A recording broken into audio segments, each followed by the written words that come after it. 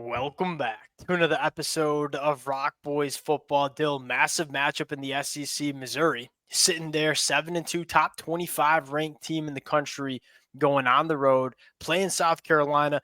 You look at South Carolina, this is one of the hottest teams in all of college football. And for South Carolina fans, what I would be most excited for is this team just keeps getting better as 2024 goes on. Lenore Sellers continues to improve as a quarterback. The rest of this offense is starting to really put it together. Some really back-to-back nice performances from the offensive line.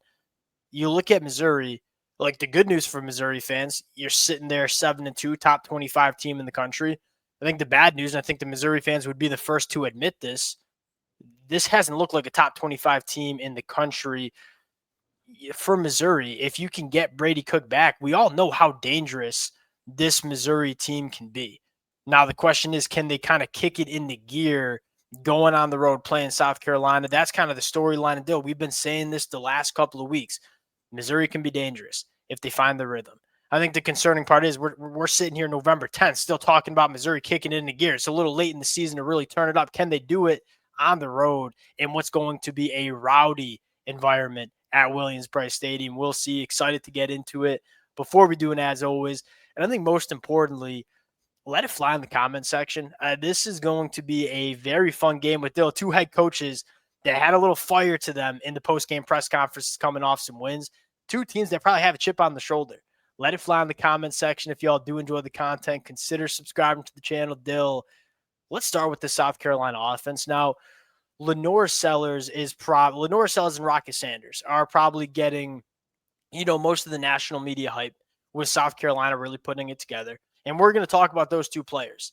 One of the bigger storylines for me, this South Carolina offensive line, it is coming along. They're pass protecting better in the run game, working up to linebackers, getting Rocket Sanders free to the second level. Dill, this South Carolina offensive line, like as South Carolina has played better as a whole, this offensive line has been a massive part in this South Carolina offense really getting it going the last couple of weeks.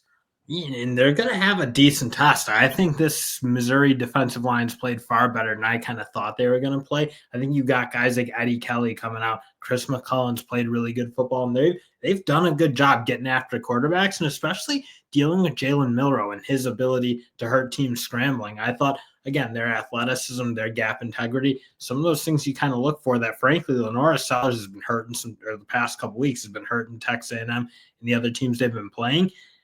I think Missouri actually has done a pretty decent job with that after that Vanderbilt game, which was obviously probably that one disappointing one you look at in terms of dealing with mobile quarterbacks. So I do wonder, is South Carolina going to be able to steadily do the things that Lenora Sellers has been better at the last couple of weeks, just like kind of operating the offense, but not being able to maybe be as reliant on hitting those kind of splash the scramble backyard football plays. And you're right. Like Missouri did a pretty good job dealing with Thomas Castellanos of Boston College.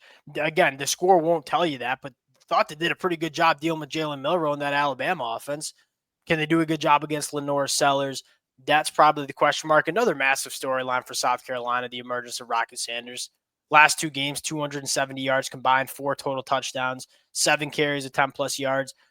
That version of Rocket Sanders was the version that we saw in 2022 for Arkansas. It's no secret that South Carolina wants to run the football. It's a run-first offense.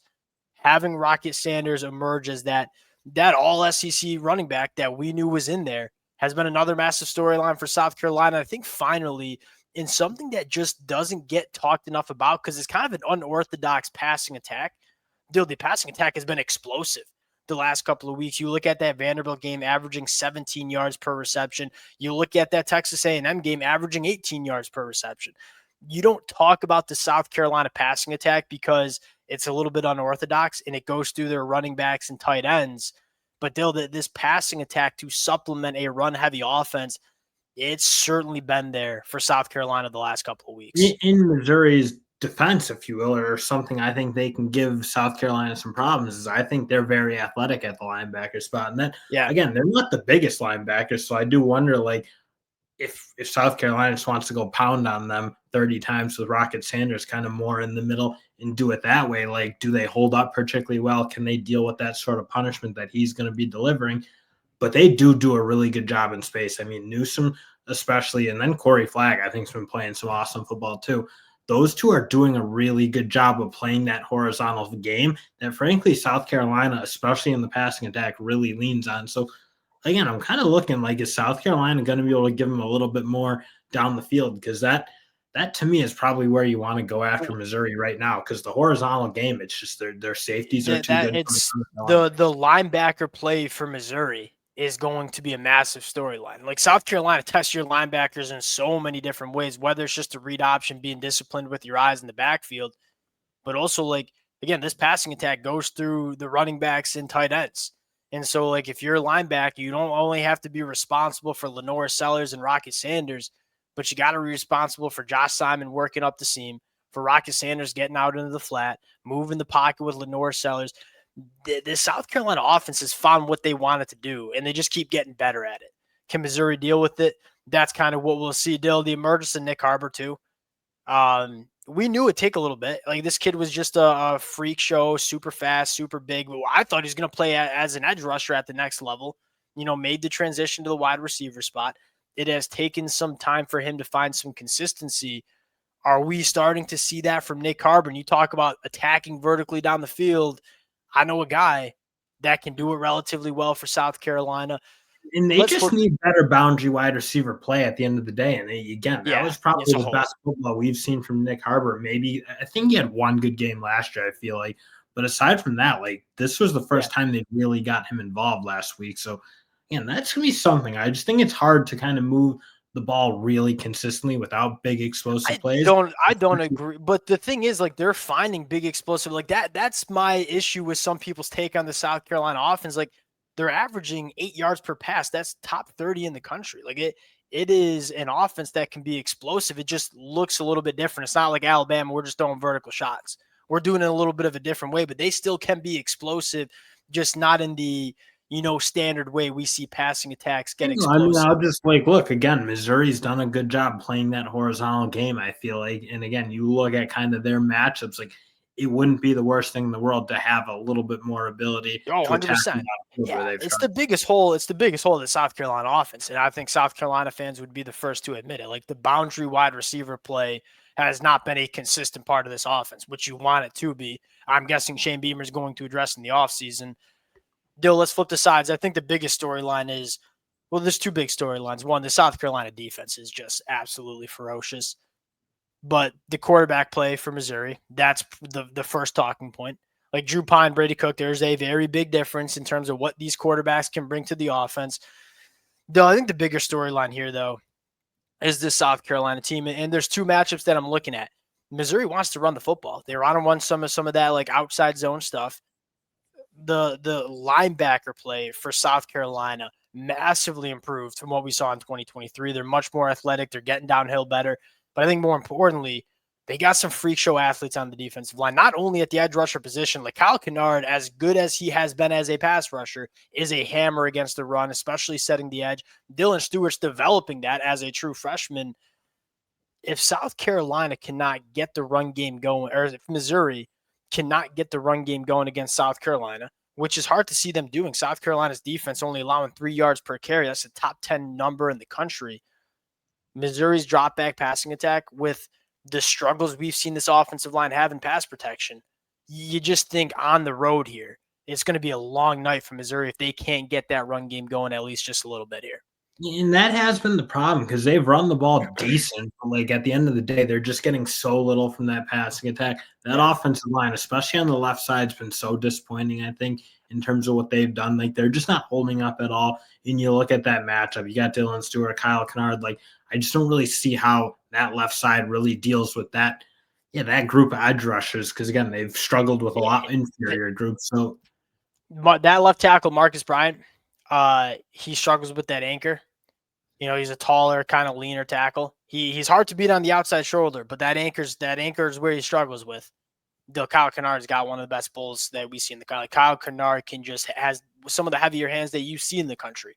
That could be a matchup South Carolina gets after it with. And again, you look at it and say, if Missouri can't run the football and is going to drop back and try to beat the South Carolina defense, it's hard to see them holding up in pass protection. And if Drew Pine's out there at quarterback, like on the road, I don't see Drew Pine cutting up this South Carolina defense. Eh, And again, for the reasons you said, I just don't see like South Carolina hasn't been a team that's been getting run on, and Texas A&M was no. kind of that battle. You look like A&M kind of runs a similar sort of run scheme to what Missouri's going to try to run. A lot more of that zone stuff to the outside. You letting their linebackers be a little bit more athletic, or letting their offense line, I should say, being a little bit more athletic. And again, South Carolina, that was a huge issue last year just because they had a really poor linebacker play. But their defensive line, they make a ton of negative plays, which makes it hard to be a consistent run team against. But also their linebackers, you kind of said it, play really good football now. It's so different than having Stone Blanton out there. Like the reasons you believed in Missouri coming into the season, we both did. We both had them as a top 10 team in the country. Was really good offensive line, like a top 3 unit in the country. That's kind of what we thought it'd be. And then Brady Cook and Luther Burden. Like, not really sure if we're going to see Brady Cook. And then the second question is, how healthy is Brady Cook going to be? And this offensive line hasn't been nearly what we would thought was going to be heading into 2024. Dill, South Carolina coming in 13.5-point favorites at home. I'll give you the first word. Who you got here? Yeah, I don't love them covering that. That's a big point spread in my mind. And I like South Carolina to win it, but I think Missouri's playing really good defense. I think they can do a lot of things that can challenge South Carolina's offense. So again, if they're going to cover that, I think they probably got to be some sniffing 30 points or so. I'm not sure they're going to quite get to that number. I'm betting against Shane Beamer in South Carolina right now. Like, it's just the eyeball test for me. Like, South Carolina's playing the best football they have all of 2024. They're at home. You know it's going to be a rowdy environment. Then I look at Missouri and say, if you're trotting out Drew Pine, like, there's just not a ton to be confident with. And if you have Drew Pine, it takes away one of your biggest weapons in Luther Burden. Like, you just don't feel comfortable with Drew Pine getting the football to him. Give me South Carolina here. I think this team just keeps getting better and better. And I think they're going to get better again going into this game against Missouri. Going to be a fun one. Appreciate you guys rocking with it. If y'all do enjoy the content, consider subscribing to the channel, and we'll talk to y'all later. Peace.